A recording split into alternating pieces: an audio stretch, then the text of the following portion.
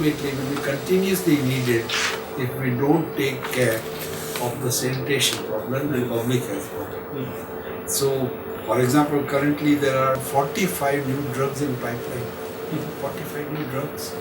And these 45 new drugs, there must have been minimum some 100,000 drugs from which this 55, 45 must have been isolate. Require a strong political will to remove the tuberculosis stigma from the country. We are understanding that Mycobacterium is a unique organism which just hides in the macrophages for years together and then suddenly flare. As smallpox was eradicated, as malaria is eradicated already in so many countries, tuberculosis can also be eradicated. But the first step is new drugs. Pharmacologists have taken a back seat in drug development.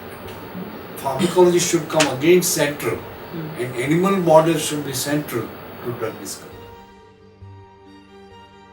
I still believe that hepatotoxicity is one thing which we have to live with, in India particularly, because our livers are weak because of non-alcoholic steatohepatitis, metabolic syndrome, all the parasites we harbor in our GI tract, plus the viruses and all. It is the bad compliance and mismanagement at the tuberculosis control level in the community. A single drug which can cure like that. Okay. Plus there are this drug action at different level. You know, the pH is different.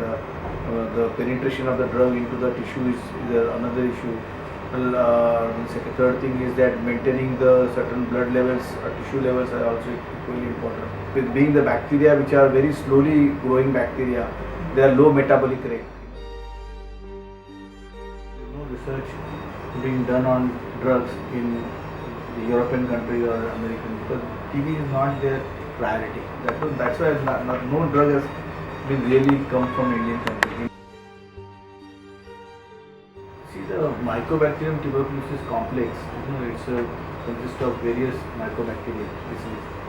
Okay, and that is the reason the vaccination is not really developed. Second thing is that it is a very slowly growing mycobacteria. Okay, and the immunity comes from the cell-mediated immunity. Okay, and not the antibodies.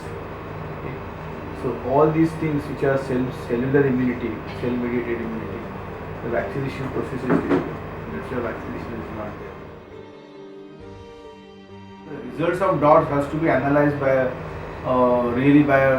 methodology which is not in the government people's hand. It should be somebody has to look into that, so that we'll come to know whether DOTS is really effective or not.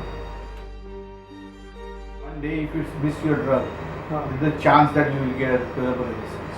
So if your dosages are incorrect, if your duration is incorrect, if your doses patient takes irregularly, okay, if you miss your medicine in between, the chances of MDR is high. Although there is an unmet and urgent need of new anti-tuberculosis drugs, we are quite optimistic that integrative science approach like CSIR open source drug discovery will definitely provide new drugs. New drug has been marketed or comes, where we should be very wise enough to know where to use that and when to use it. So that is very important. My strong feeling is that we have to use new drugs for a primary line of therapy. We should be able to reduce the duration 3 to 4 months. Then we are achieving something great. Then our MDR incidence will automatically go down. Because compliance is much easier for 3 months. Better for 3 months than for 6 months or 9 months. More the duration, lesser is the compliance. More the chance of development. In tuberculosis, the chances of development of resistance are fast, and once the multi-drug resistance develop, the choices are limited. And identification of these specific genes leading to MDR has become a target to develop the new drugs. And let us hope that we come out with a new drug, and there is a need for the new drug.